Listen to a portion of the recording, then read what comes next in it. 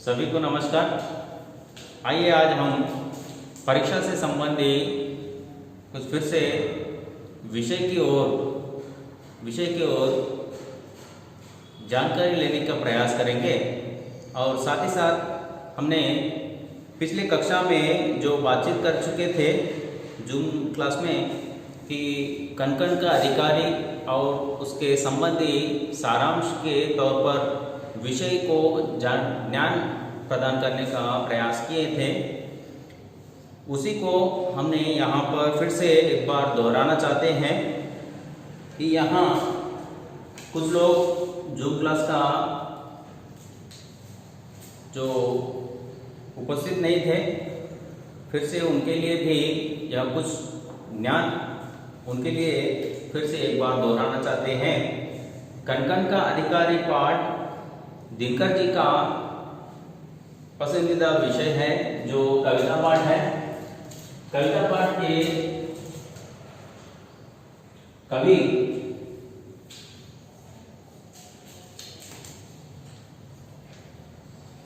दिनकर जी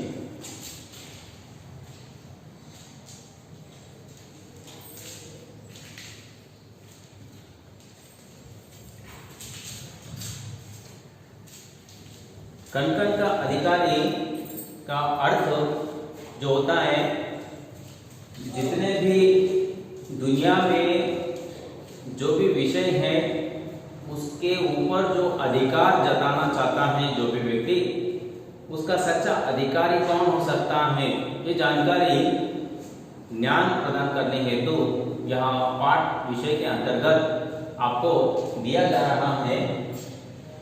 कवि दिनकर जी का जीवन परिचय माइंड मैप के तौर पर एक बार फिर से आपको बताया जा रहा है। देखिए, दिनकर जी का जीवन परिचय इस प्रकार है। इनका पूरा नाम डॉक्टर रामधरी सिंह दिनकर जी हैं।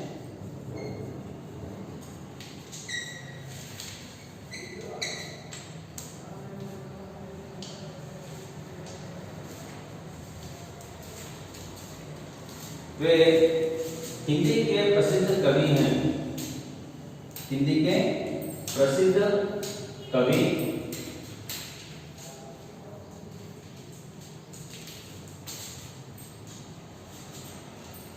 रामधरी सिंह दिनकर जी के जीवन काल देखा जाए तो सन 1908 से लेकर 1974 तक लिया जाता है। इनका जन्म बिहार के मुंगेर में उनका जन्म हुआ और वे राष्ट्र कवि भी थे। इन्हें राष्ट्र कवि भी कहते हैं।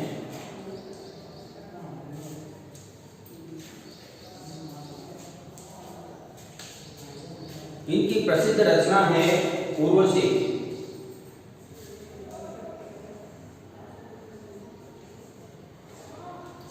उर्वशी कृति के लिए इनको ज्ञानपीठ पुरस्कार से सम्मानित किया गया।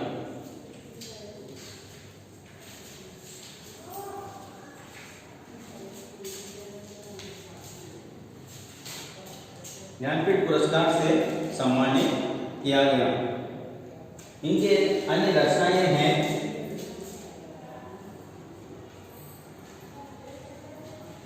रेणुका,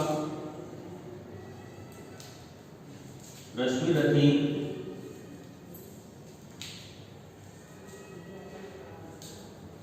परशुराम की,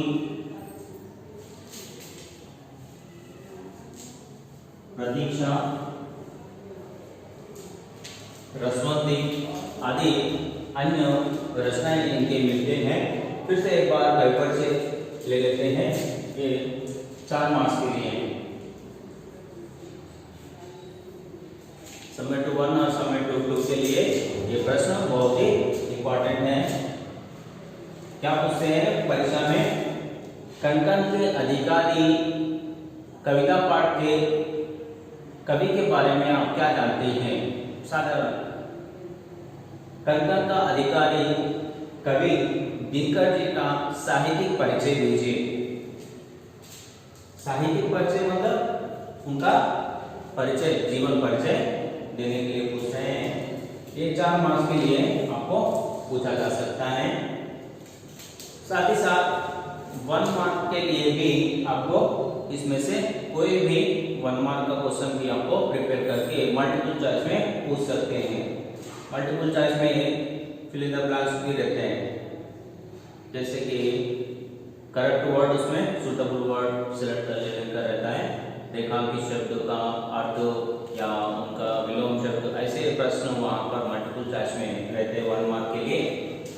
तो दिनकर जी से संबंधित 1 मार्क के लिए 1 अंक के लिए प्रश्न ऐसा पूछा जाता है, उनका जन्म कब हुआ, ईयर्स 1 2 3 4 5। तो करेक्ट उनकी समझ इस प्रकार आप लोग लेना है। सन 1908 में उनका जन्म हुआ।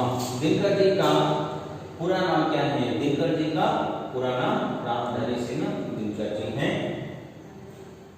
दिनकर जी का जन्म कहाँ हुआ? दिनकर जी का जन्म बिहार के मुंगेर प्रांत में हुआ। राष्ट्रकवि किन्हें माना जाता है? हिंदी के राष्ट्रकवि के रूप में दिनकर जी को माना जाता है। उर्वशी कृति किनकी है?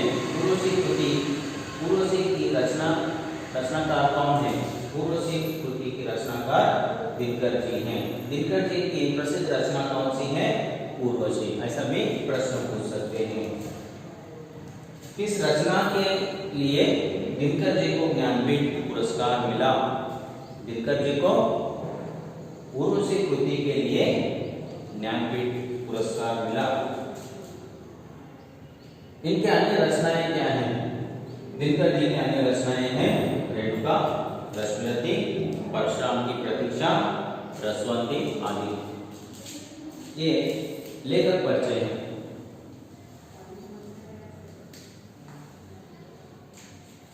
फिर से एक बार मैं लेखक परिचय आपके सामने रखूंगा। देखिए, दिनकर जी का जीवन परिचय के बारे में हमने यहाँ पर प्रस्ताव कर रखी है। डॉक्टर रामधारी सिंह दिनकर जी के प्रसिद्ध कवियों में से एक है। डॉक्टर रामधारी सिंह दिनकर हिंदी के प्रसिद्ध कवियों में से एक है।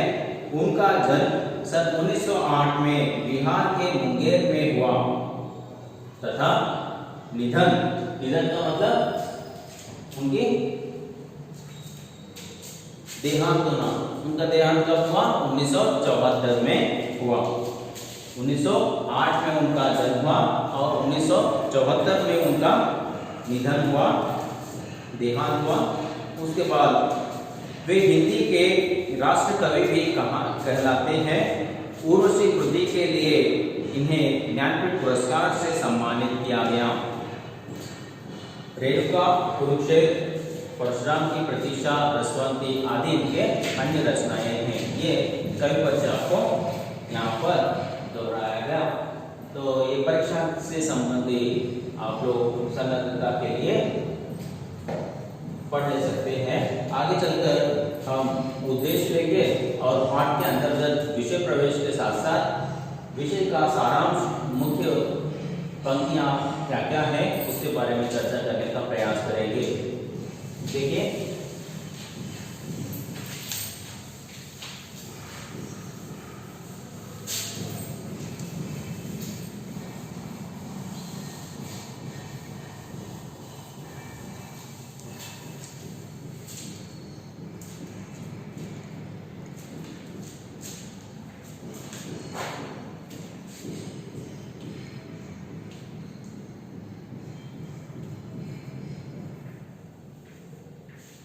पाठ का मुख्य उद्देश्य है।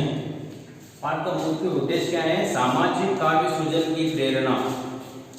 एक है सामाजिक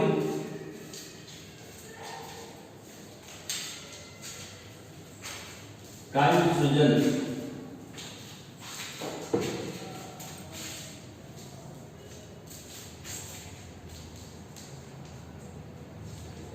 सामाजिक काव्य सृजन की प्रेरणा।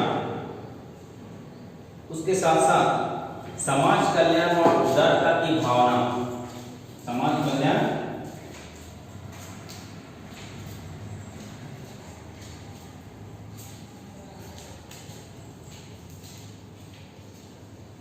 उदारता की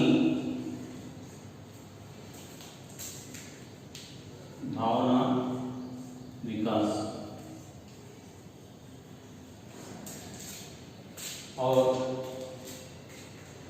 श्रम का महत्व बताकर उसके पथ पर आगे बढ़ने की प्रेरणा देना इस पाठ का मुख्य उद्देश्य है।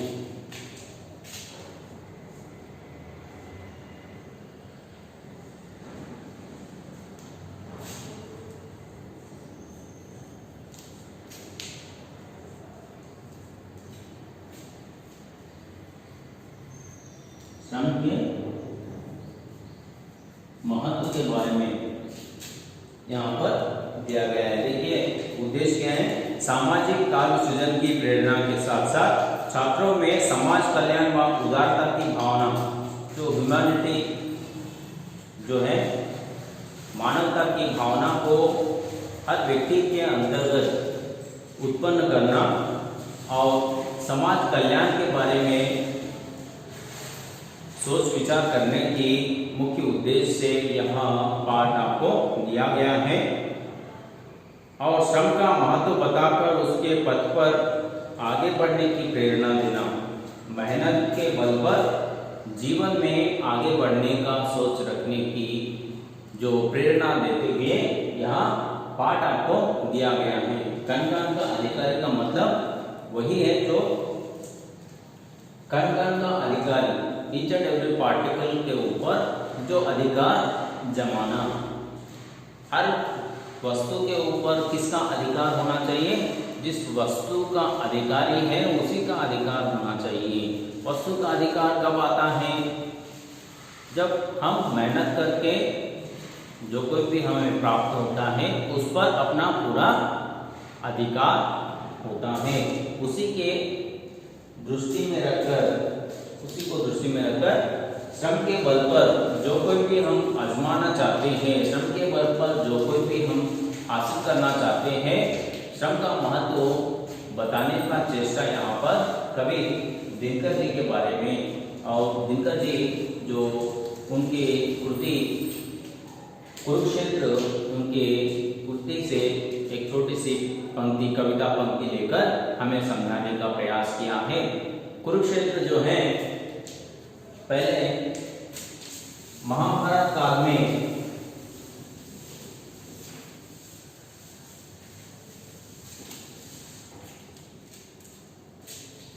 कौरव और पांडवों के बीच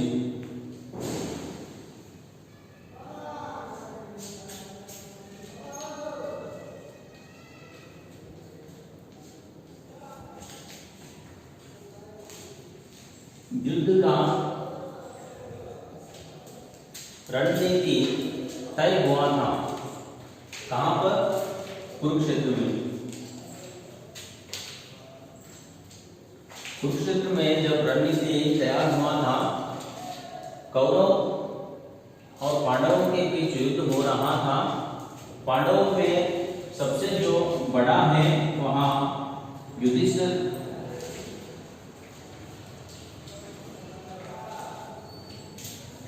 अपने पितामह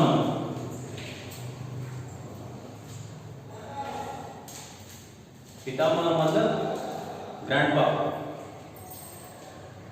सबको पसंद रहता है ना ग्रैंडपा, सब लोगों को भी अपने अपने बड़े बुजुर्ग लोग दिल से चाहते हैं क्योंकि वे अपने होते हैं।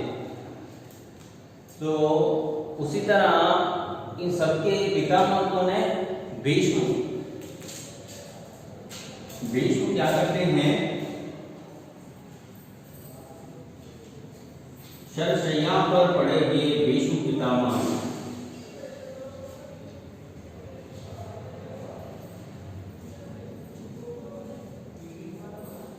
युद्ध में घायल होकर भीष्म पितामह घायल पड़े रहते हैं। शरशैया बोलते हैं, पड़े हुए रहते हैं। कुरुक्षेत्र युद्ध में Kurukshetra as a lyrical bunch पूरे पोएम्स रहते हैं किनके? दिनकर जी के पुस्तक का नाम है कुरुक्षेत्र। एज वेल एज युद्ध रणभूमि के नाम जो कुरुक्षेत्र महाभारत काल में कुरुक्षेत्र युद्ध भूमि का नाम है। यहाँ पर पाठ में दिनकर जी के रचना का नाम है कुरुक्षेत्र। तो इस कुरुक्षेत्र की कहानी से ही कविता पंक्ति आपको कनकन का अधिकारी दिया गया है। दिनकर जी कुरुक्षेत्र के जो विषय को समझाते हुए श्रम के महत्व के बारे में यहाँ पर कहानी का प्रयास किया है। जब पांडवों में बड़ा युधिष्ठिर राज्य आकांक्षा से युद्ध चल रहा था तो कई लोग यहाँ पर घायल होकर युद्ध में मर जाते हैं। ये देखकर युधिष्ठिर अपने लोग इस तरह मरना, कटे रहना, उनको हृदय को बहुत ही विचलित हो गए थे। रोते हुए अपने पितामह के पास आए। पितामह भीष्म ऑलरेडी युद्ध में शरशय्या पर पड़े हुए थे। मरते दम तक उन्होंने अपने लोगों को देखने वाले थे और वे जब चाहे वहाँ देहांत होने का जो उनको वरदान था,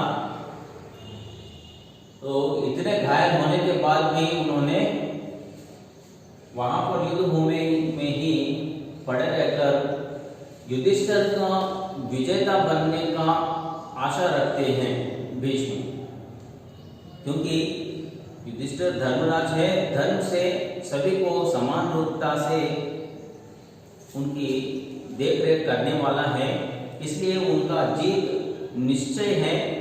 यह सोचकर उनके ऊपर प्रेम से रहते हैं। युधिष्ठिर अपने लोग कटे हुए लोगों को देखकर, मरे हुए लोगों को देखकर युद्ध नहीं चाहते हैं। मुझे युद्ध नहीं चाहिए, मुझे राज्य नहीं चाहिए, मुझे केवल शांति चाहिए। हम सब लोग जंगल में जाकर शांति पाना चाहते हैं पांडव। तो ये कविता से पूर्व जो जुड़ी हुई कहानी है। तो भीष्म पितामह क्या समझाते हैं उनको? नहीं, न्याय से आपको जो मिलने वाला राज्य है वो मिलना चाहिए। उसी के आधार पर दिनकर जी श्रम के बल पर जो व्यक्ति को जो मिलना है वो जरूर मिलना चाहिए कहकर यहाँ कॉन्सेप्ट को लेकर कविता के रूप में आपको दे रहे हैं। क्या क्या बातें उन्होंने यहाँ पर रखे हैं देखिए। एक बार मैं कविता से जुड़ी कुछ पंक्तियों को लेकर वाक्य निर्माण करूंगा, उससे हम सारांश बनाने का कोशिश करेंगे। वेरी इजी रहता है, आप लोग परीक्षा से संबंधित भी सारांश आप लोग आसानी से विषय को समझ सकते हैं।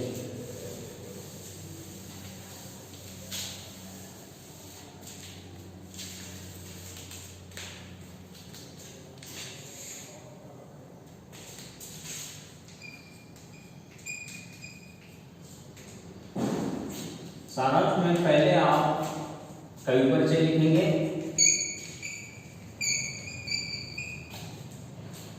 जो दिनकर जी का है।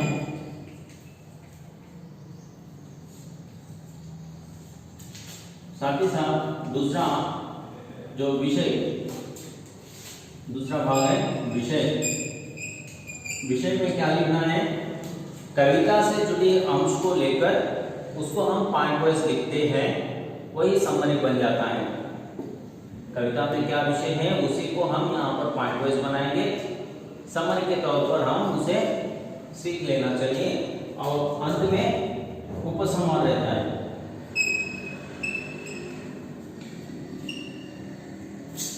तो आइए देखते हैं विषय में हम क्या क्या कॉन्सेप्ट से क्या वाक्य हम निर्माण कर सकते हैं।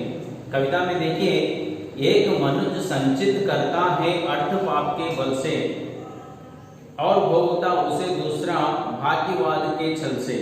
कवि के अनुसार हम अब वाक्य निर्माण कर रहे हैं। देखिए, कवि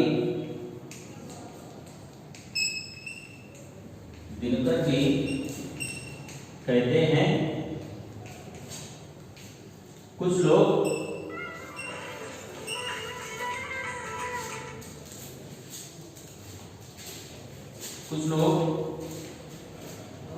अर्थ का मतलब होता है पैसा।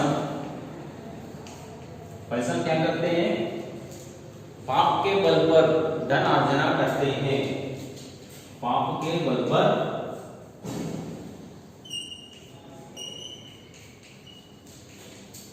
धन कमाते हैं, धन जमा करते हैं।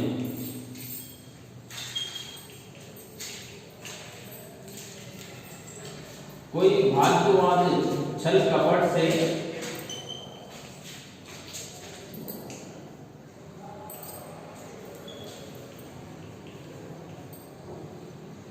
भाग्य समझकर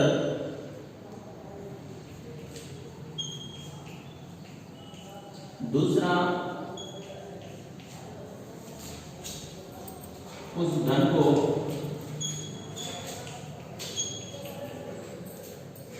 भोगने लगता है, भोगता है, मतलब अनुभव करता है,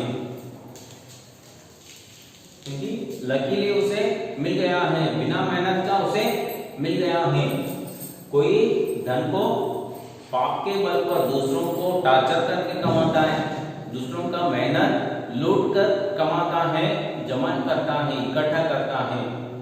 तो दूसरा क्या करता है? उसे अपना भाग्य समझकर, कोई लोग, कुछ लोग ऐसे भी हैं, दूसरों को जो भी मिला हुआ पैसा अपना भाग्य समझकर वह हासिल करने लगते हैं। ये अपना भाग्य समझते हैं, बिना मेहनत का भाग्य समझते हैं। मानव समाज का भाग्य क्या है? केवल श्रम और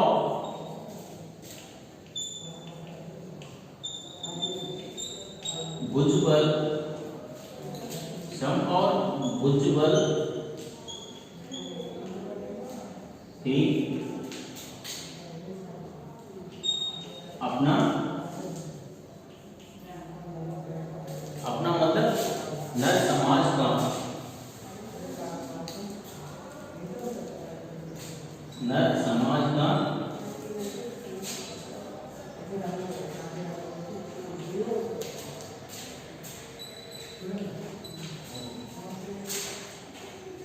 नर समाज का भाग्य है। और कहते हैं जो मेहनत करने वाला होता है,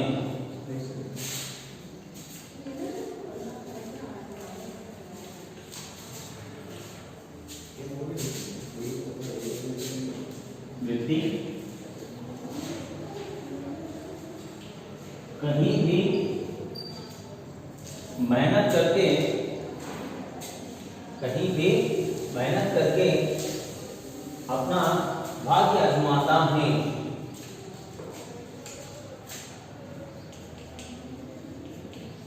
मेहनत पर जीवन बिताता है,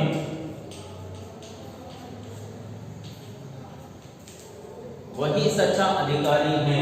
वह उसके सामने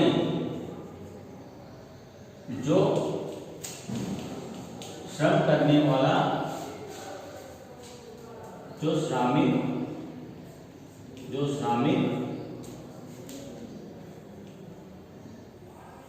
के सामने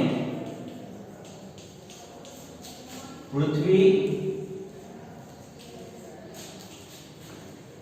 विनीत नभ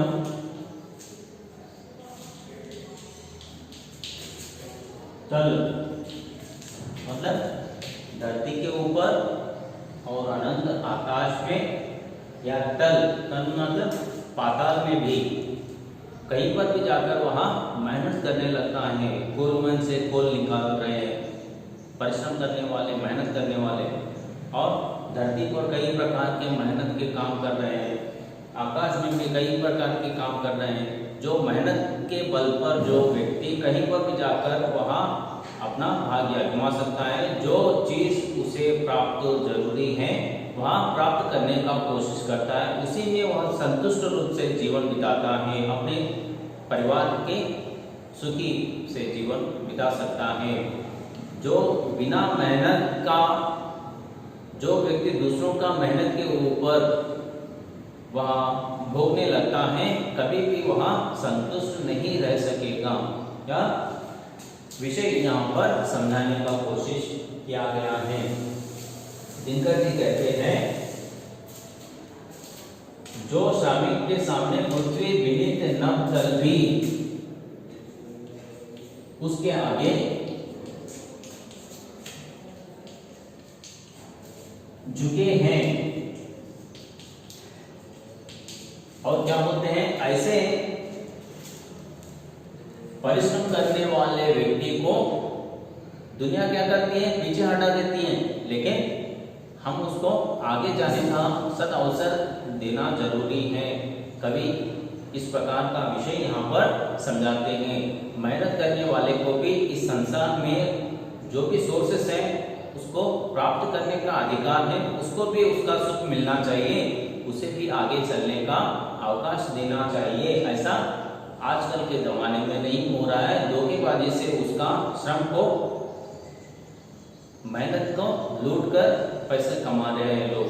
जो ऐसे परिश्रम मेहनत करने वाले को भी आगे चलने का सदअवसर देने का प्रयास करना चाहिए कहकर यहाँ पर कभी ये विषय समझा रहे हैं कहकर आप लोग उपसंहार में अपना ओपिनियन लिख सकते हैं। तो ये सारांश है। तो इससे संबंधित कुछ छोटे प्रश्न हैं, वन वर्ड के आंसर के रूप में आप लोग लिख सकते हैं। देखिए, भाग्यवाद का छल क्या है, नर समाज का भाग्य क्या है, श्रमिक के सामने क्या क्या झुके हैं, पृथ्वी विनीत नभ तक, ऐसे विषय आप लोग लिख सकते हैं। श्रम जल किसने दिया, श्रमिक ने श्रम जल दिया है। मनुष्य का धन क्या है, मनुष्य का धन श्रम और भुजबल है। कण कण का अधिकारी कौन है, कण कण का अधिकारी श्रमिक होता है। ऐसे विषय यहाँ पर सारांश के तौर पर हमने देखे हैं। और इससे जुड़ी कुछ भाषा की बात के अंश यहाँ पर देखे जाते हैं। देखिए,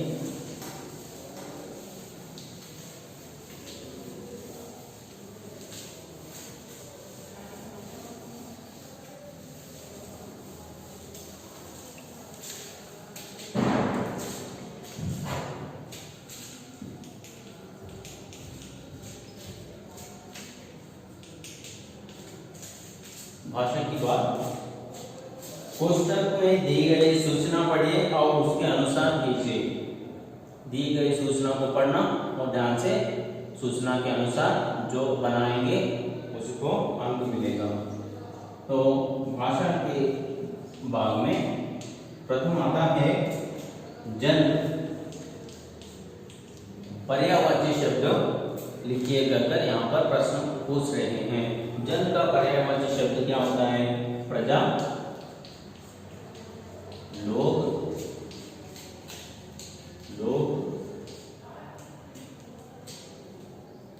आदि। और पृथ्वी,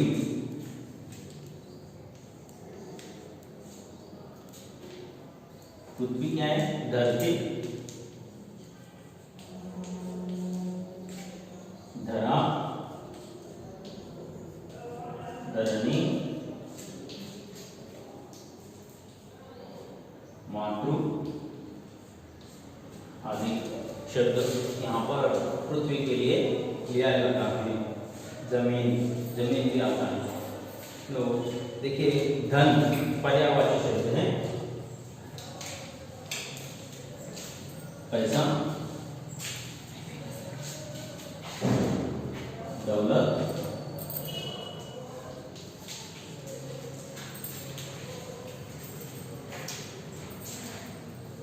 संपदा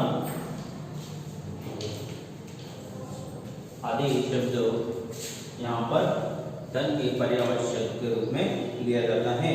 साथ ही साथ आपको विलोम शब्द भी है यहाँ पर। पाप, पाप का विलोम शब्द पुण्य, और दूसरा है सुख का विलोम शब्द दुख, भाग्य का विलोम शब्द अभागी, जो भाषा की बात के रूप में आप लोग, और पुनरुक्ति शब्द जन जन है, कन कन है, ऐसे पुनरुक्ति शब्द पहचानो, युग्म शब्द पहचानो, ऐसे प्रश्न आपको पूछ सकते हैं। मजदूर मेहनत करता है, वचन बदलिए।